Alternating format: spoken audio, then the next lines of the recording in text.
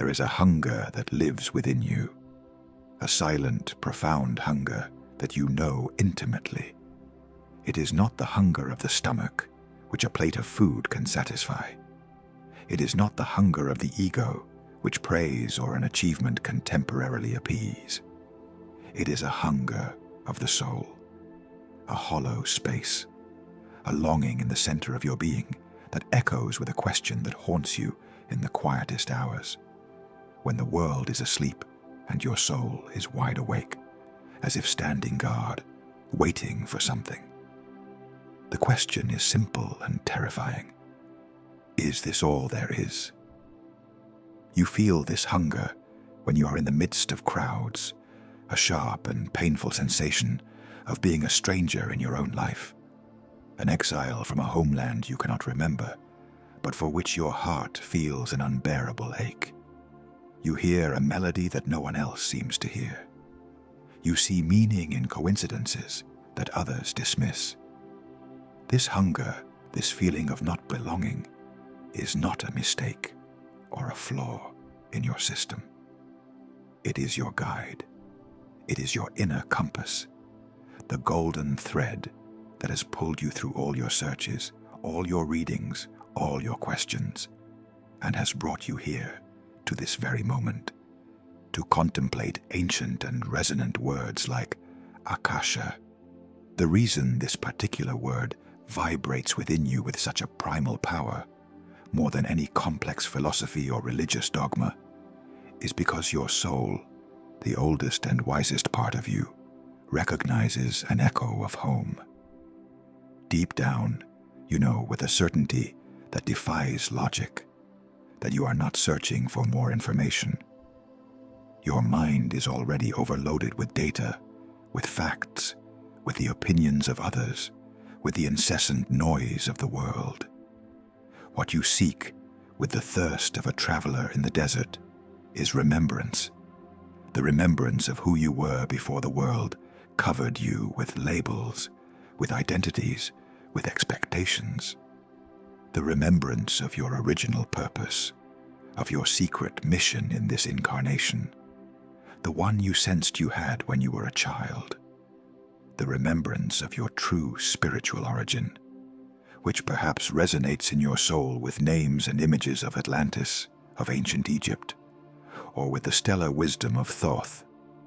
Visionary minds of the past, like those of Manly P. Hall and Edgar Cayce, tried to map this inner territory.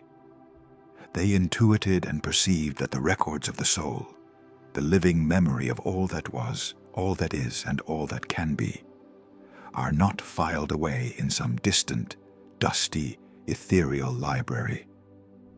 They are, in fact, interwoven into the very fabric of your existence, in the silent memory that inhabits the space between each of your body's cells. The history of the cosmos is not something you need to access externally. It is something you already are.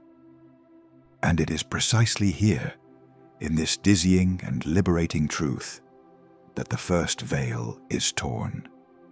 And it is here also that most seekers, with the best and purest of intentions, stray from the path, falling into a subtle trap. They approach this ocean of consciousness with the mentality of a consumer, a spiritual tourist. They treat the Akasha as a passive database, a cosmic Google to satisfy the insatiable curiosity of the ego. They ask about past lives, about soulmates, about material success, without understanding the sacred nature of the mirror they are facing. The Akashic Field is a living, sentient consciousness. It does not respond to your superficial curiosity. It responds to your courage to be vulnerable. It does not reflect what you want to know. It reflects, with a sometimes brutal and uncomfortable honesty, who you are being in this very moment. This fundamental misunderstanding fuels the silent and endemic crisis of the modern seeker, the subtle and dangerous poison of spiritual escapism. The frantic pursuit of readings, of channelings, of cosmic downloads can become the most beautiful and ornate cage you build for yourself. It is a highly sophisticated way of avoiding the real work, the inner alchemy that requires you to descend into your own darkness, to transmute your pain into power. You seek answers out there so you don't have to feel the chaos, the pain, and the emptiness in here. You feel this dissociation, this existential fatigue from a world that seems to make no sense, and you believe that the solution is a secret piece of information, an external revelation that will rescue you. But there is a forgotten bridge, a truth that the ancient initiates understood not in their minds, but in their bones. They did not seek merely to read the Akasha. They knew that their primary function was to write in the Akasha. They knew they were conscious co-authors of reality. This invitation, therefore, that echoes through time and space to reach you now, is not for you to become a passive reader of destinies. It is for you to remember the golden pen that has always been in your hand. It is a call for you to reclaim your sovereign power as an author and to begin now consciously to rewrite your signature in the living and sacred book of existence.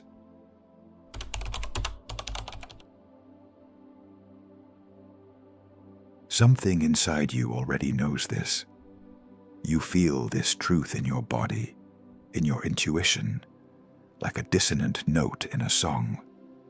The reason your connection to the sacred seems to fail, seems murky, intermittent, and frustrating, is because you approach the sacred altar of your own soul, carrying the invisible weight of the world on your shoulders.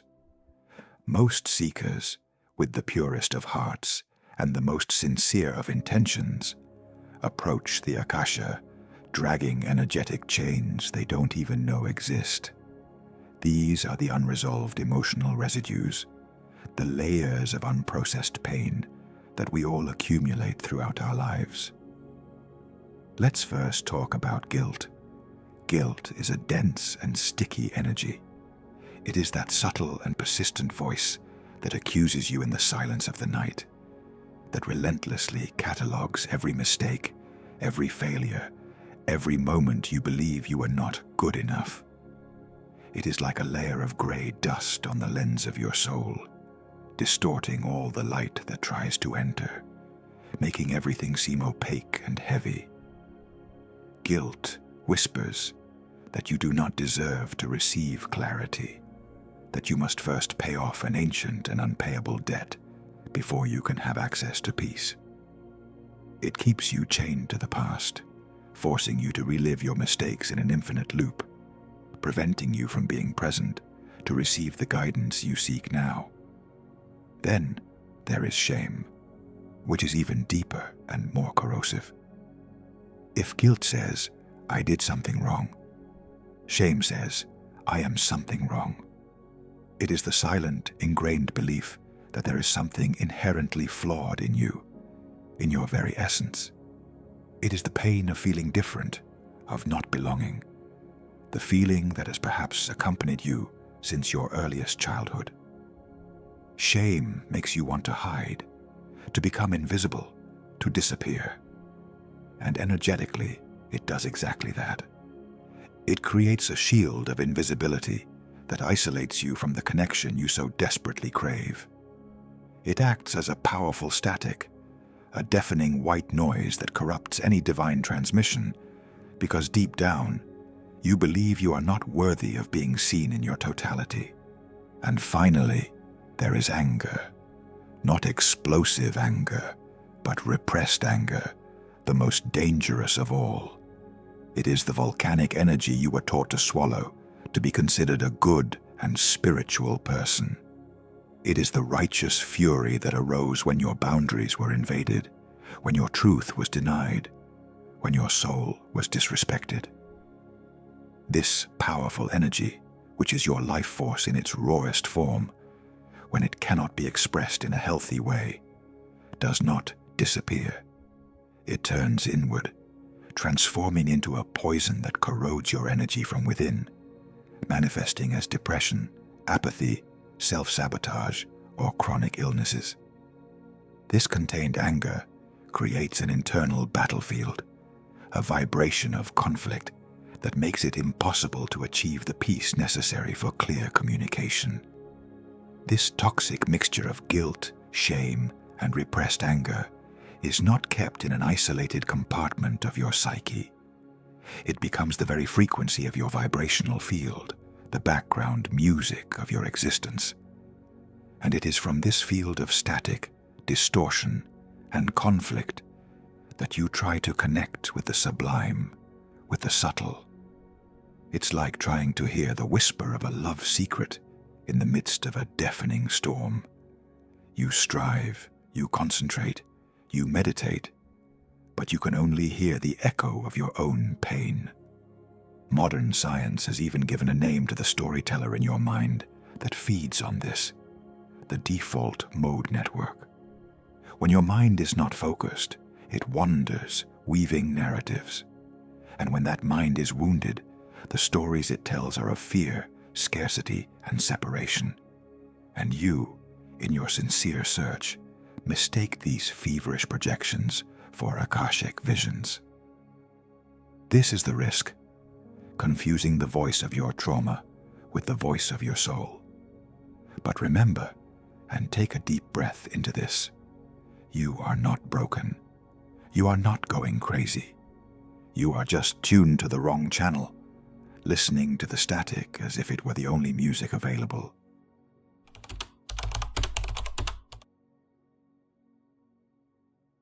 The modern world, in its obsession with instant gratification and easy fixes, sells a dangerous and seductive lie in the spiritual marketplace. That access to the sacred is easy, a consumer product, a right that requires no responsibility, that anyone can open the records at any time with a simple command or a memorized prayer, as if turning on an electronic device. This idea, while seeming democratic and inclusive on the surface, is profoundly disrespectful to the sacred and living nature of what we are discussing. The reality, however, is an initiatory truth, one that demands patience, discipline, humility, and reverence. The Akasha is not a door to be broken down by the force of will or the impatience of curiosity. It is a resonance to be achieved. It is a frequency to be attuned to. It is a dance to which one is invited. The Kybalion, the ancient wisdom attributed to Hermes Trismegistus, offers us the master key to understanding this, the principle of vibration. Nothing rests, everything moves, everything vibrates. This is not an abstract philosophical concept. It is the fundamental operational law of the universe. Every thought you entertain, from the most sublime to the darkest, every emotion you allow to flow through your body, from ecstatic joy to profound sadness, every word that leaves your mouth, whether it be praise or a curse, emits a unique and measurable vibration. This vibration is your energetic signature, your call sign to the universe. Therefore, the reader of the Akasha inevitably tints the field they are reading with their own color, with their own frequency. If you arrive with a turbulent heart, with a chaotic and expectant mind, the answer you receive is not the pure truth of the Akasha, but the distorted echo of your own turbulence. You do not read the Akasha passively, like one reads a book. You co-create the experience of the reading together, in a dance of frequencies. The field responds to you, and you respond to the field in a continuous feedback loop. This is why active alignment is the key, not passive seeking. And this alignment is not about brutal mental effort, about trying to force positive thoughts or suppress negative emotions. That would only create more internal conflict. Alignment is about cultivating a state of being, It is the practice of becoming the silent observer of your own internal storms, without drowning in them. It is learning to be the sky, not the passing cloud. It is finding that point of stillness, that unmoving center within you, that place of sacred neutrality where you can feel an intense emotion without becoming that emotion, where you can have a disturbing thought without identifying with it. It is from this silent center, this eye of the hurricane, that clear and undistorted communication becomes possible. From this place, the universe no longer needs to shout to be heard over the incessant and dramatic noise of your mind. This is the initiatory detail that has been forgotten in our age of haste and superficiality. Mystics of ancient traditions did not treat this sacred act of communication with the divine lightly. They fasted to purify the physical body, the vessel of the soul, making it less dense and more sensitive to subtle vibrations. They isolated themselves in silent retreats, not to punish themselves, but to empty themselves, to silence the chatter of the mind and the ego, and create an inner space for the sacred to manifest.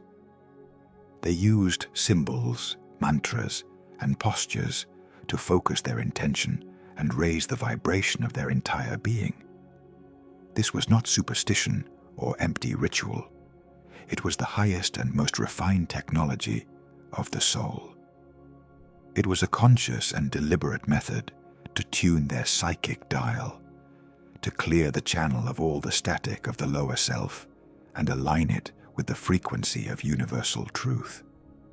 They prepared the temple with care and dedication before inviting the divinity to enter. And the temple, you must remember at every moment, has always been and always will be you.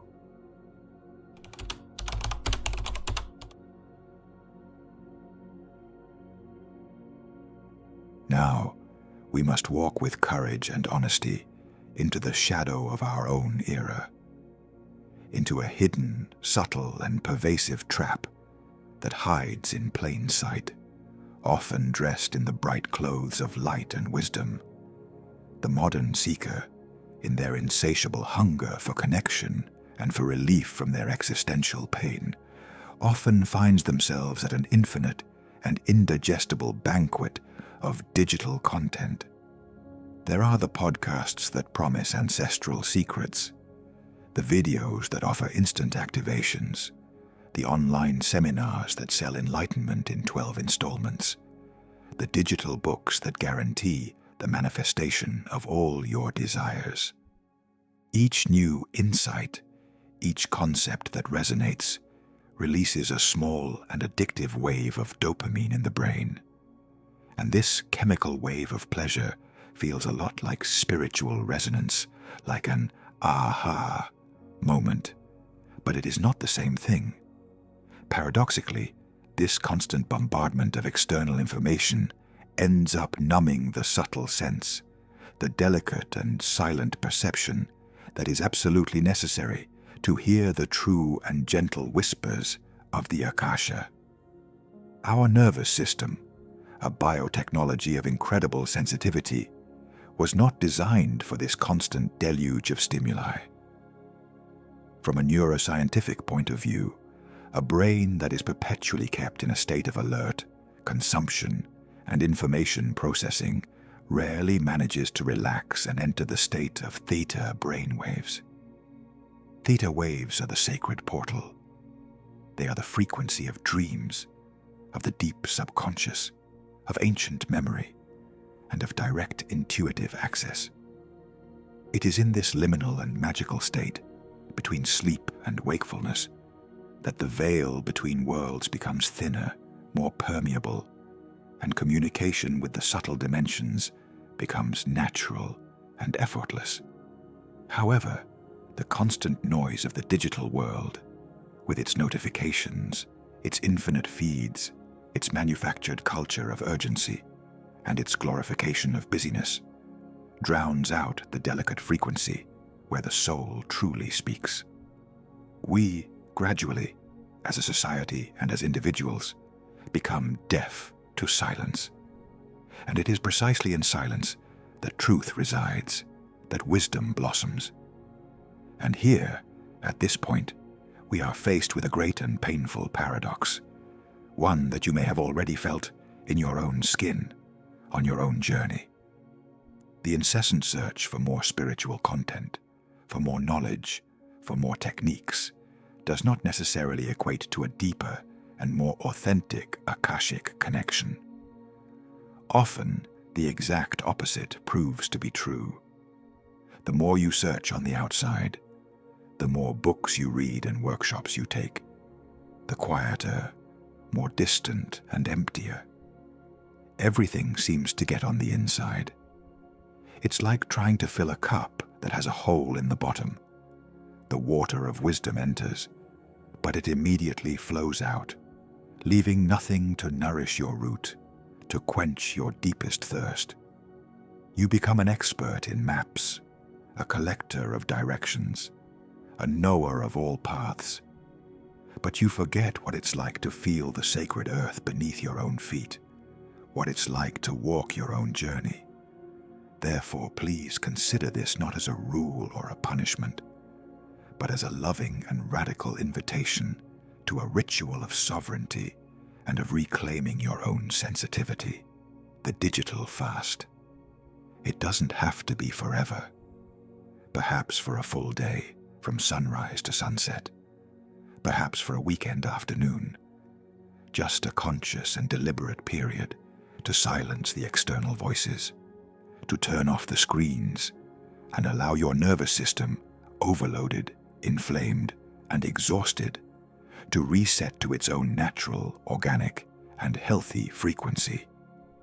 Create a sacred vacuum in your life, and instead of fearing it or rushing to fill it with more distraction and more noise, simply observe with a compassionate and non-judgmental curiosity what emerges from that space. What feelings come to the surface? What repetitive thoughts reveal themselves? What longings and pains present themselves when there is nowhere to run? In that silence, in that empty space, the real journey, the journey inward, can finally begin.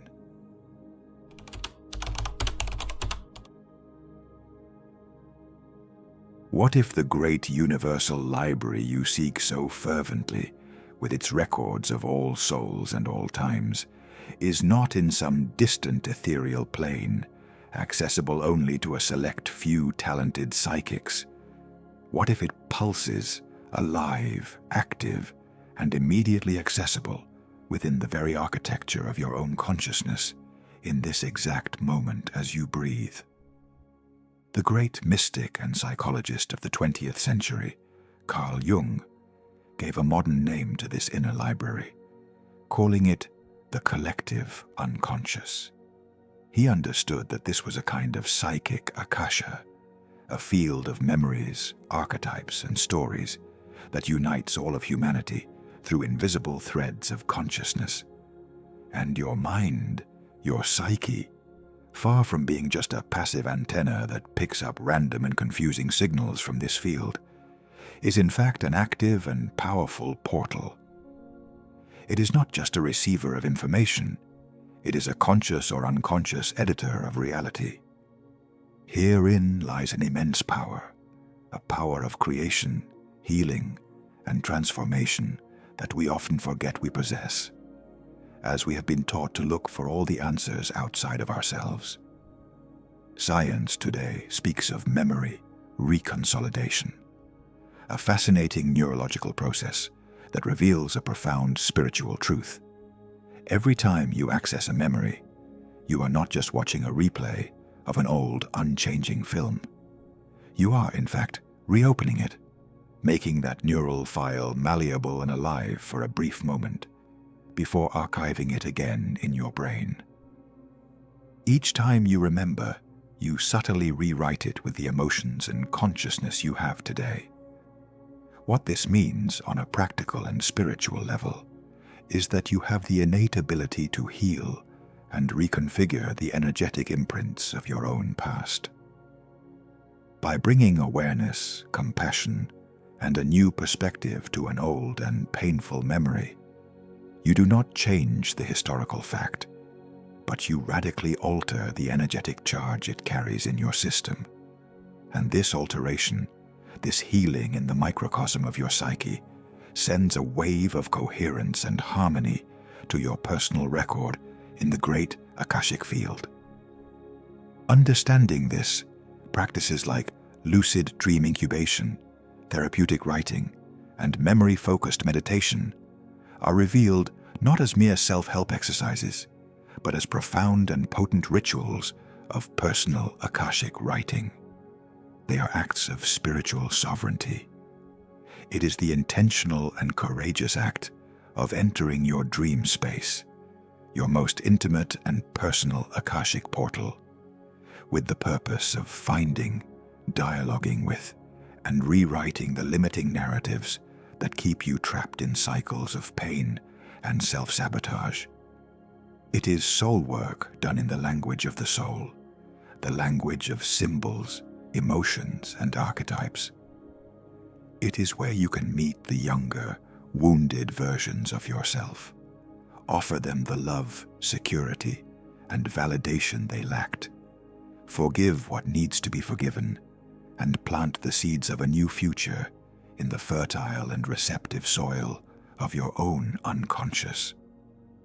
Therefore, the hidden invitation that pulses beneath this entire long journey, the subtle truth that is being revealed to you now, is this: master your internal archive first. The ancient Hermetic wisdom reminds us, like a mantra, that as below, so above. The microcosm of your brain, your mind, and your consciousness is a perfect mirror of the macrocosm of the Akasha. Before seeking to decipher the great mysteries of the universe, turn inward with courage and dedication and become the master of your own temple, the healer of your own memories, the loving librarian of your own soul. By organizing, clearing, and illuminating your inner library, with patience, courage, and infinite compassion for yourself, you will discover a surprising truth: that the doors to the great library of the cosmos have always been and always will be completely open for you.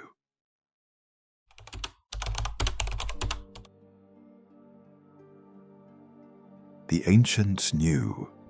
Figures like Hermes Trismegistus and the masters of the mystery schools did not leave explicit and didactic instruction manuals. Instead, they left a trail of clues, like golden breadcrumbs in the dark forest of human ignorance.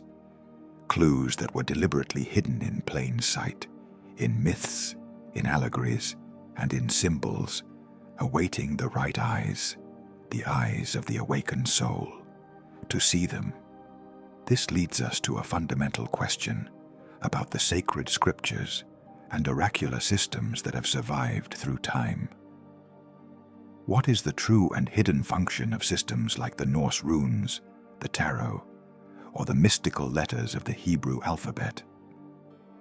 The modern world, in its literal, materialistic, and superficial view, has demoted them to mere oracles, to tools for telling fortunes, or for predicting a future that is believed to be fixed. But their original function was infinitely more profound, more active, and more potent. They were not created to predict the future. They were created to help consciously shape it. Each of these ancient symbols is, in its purest essence, a frequency trigger. They are vibrational keys, forged in sound, light, and sacred geometry, encoded for conscious navigation in the Akashic Field. Think of each rune, each arcana of the tarot, not as a static image or a memorized definition in a book, but as a resonant and complex musical note. A note that, when contemplated by an aligned mind and a serene heart, can open specific corridors, portals of perception in the great and infinite library of the ether, They are an archetypal language, a language that speaks directly to our subconscious and to the universal field, a language that bypasses the noise, the judgments, and the limitations of the analytical and rational mind. They were the sacred technology of the initiates, the tools of the architects and the mages of reality. The archetype that best represents this sacred function of mediator between the worlds is that of the ancient Egyptian scribe, Thoth. He was the bridge between the divine idea, the pure thought in the field of possibilities, and the eternal impression in the cosmic record. Thoth was not just someone who passively recorded events that had already happened. He was the mediating principle between the realm of the unmanifest and that of form, the principle that transforms abstract thought into reality forever etched. He personifies the profound understanding that the word and the symbol do not just describe the reality that already exists, but they create it. They are the primordial building blocks of the manifest universe.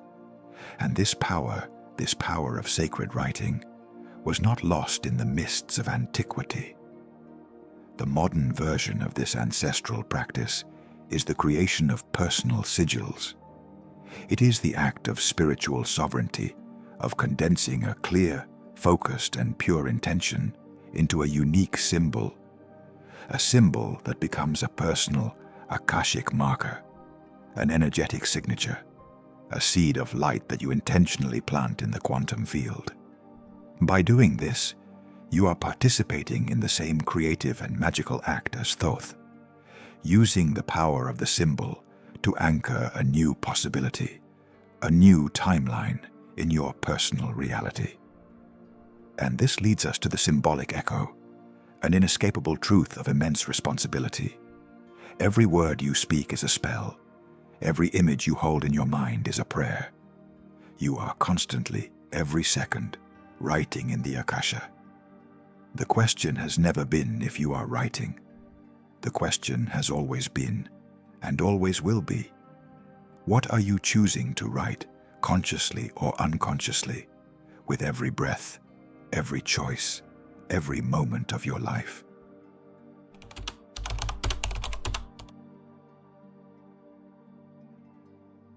And yet, after all this searching, all this intention, all this study, and all this hope, perhaps you have already felt this on your own journey. Perhaps you have already come out of a reading, a channeling, or a deep meditation feeling more confused, more anxious, more fragmented, and more lost than when you began. It is a disorienting and profoundly frustrating experience, which can make you question everything: your sanity, the validity of the spiritual path, the existence of any guide or guidance.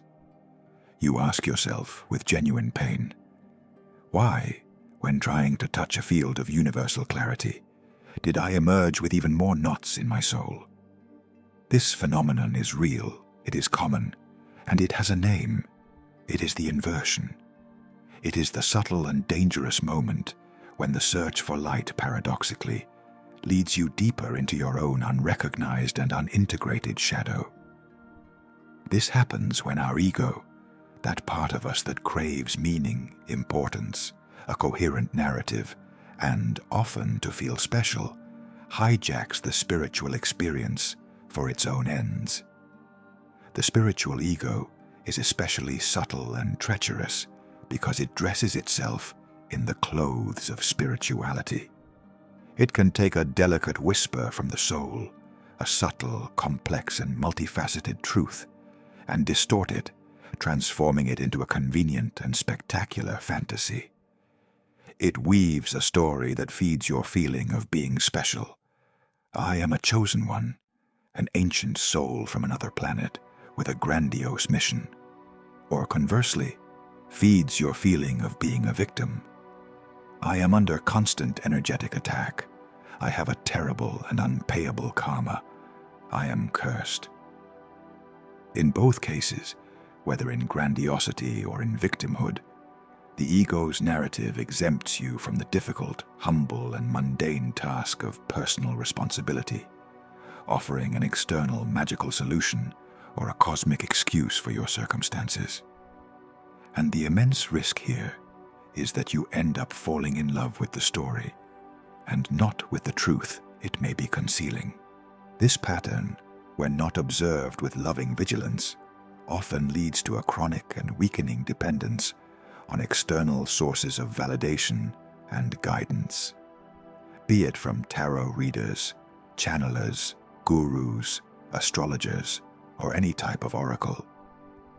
Each time you hand over your sovereign authority to another person, seeking in them the answer that can only blossom in the silence of your own heart, your own psychic muscle, your innate intuitive ability atrophies. It's as if you stopped using your own legs to walk, because it is easier, faster, and less frightening to be carried. Over time, you not only forget that you know how to walk, you begin to believe deeply that you never knew. This dependence, although often born from a genuine vulnerability and a desire for help, ends up blocking your direct channel to your own wisdom, keeping you trapped in an endless cycle of external searching. This is why a practice of inversion, an activation of consciousness, is so necessary as an antidote. Before any deep meditation session, before opening any oracle, before asking any question to the universe or a guide, sit in silence and immerse yourself in a meditation of radical honesty with yourself. Instead of asking, "What is the truth?" logically ask yourself a deeper, more courageous, and much more revealing question. What story do I desperately want to be true? Be relentlessly honest with your answer. Observe which narrative your ego is eager to hear. Observe which answer would alleviate your pain without requiring change. Recognizing the narrative that your deepest desire is trying to write, identifying the bias of your own ego, is the first and most crucial step to finally being able to discern the subtle, calm, and neutral voice of your soul from the loud, anxious, and dramatic noise of your wounded ego.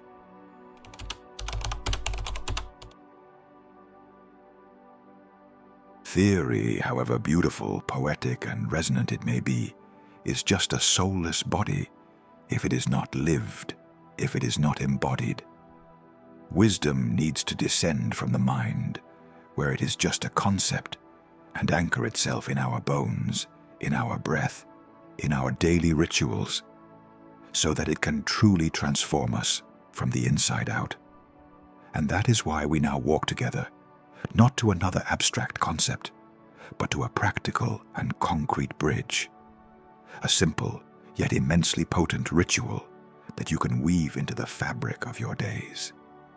Do not see it as a magic formula or a task to be completed, but rather as the conscious and loving act of building a bridge of trust between you and your deepest knowing, between your human self and your divine soul.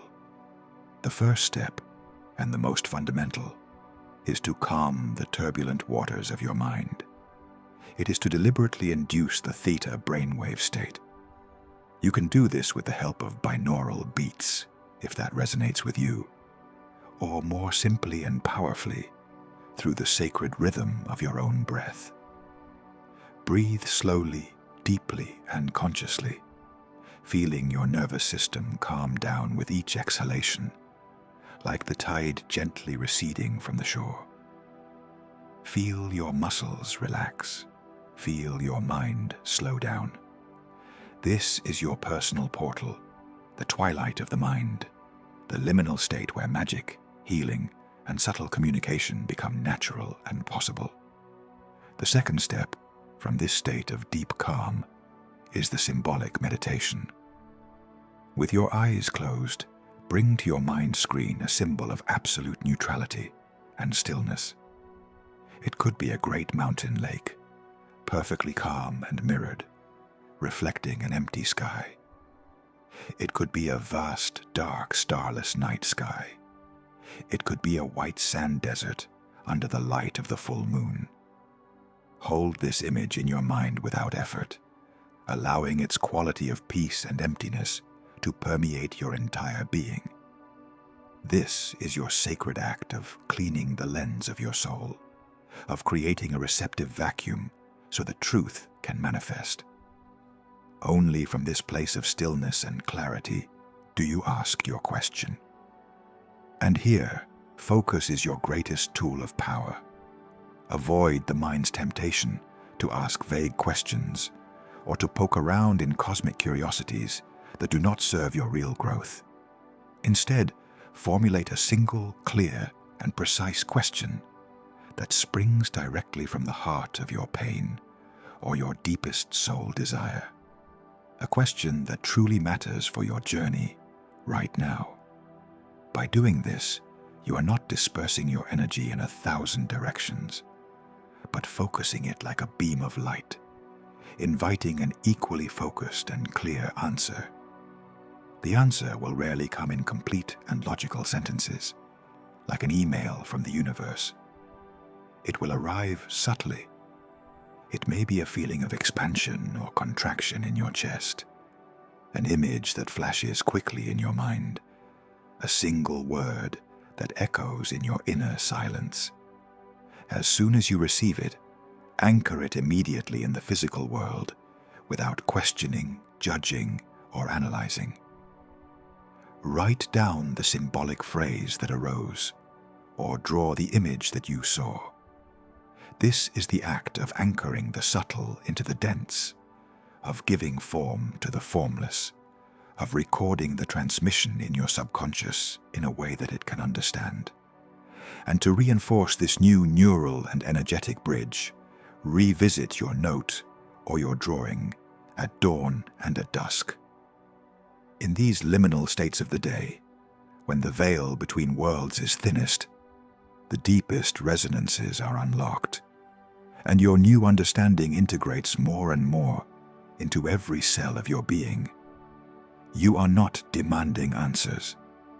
You are building a sacred and intimate relationship of trust with the universe that dwells within you.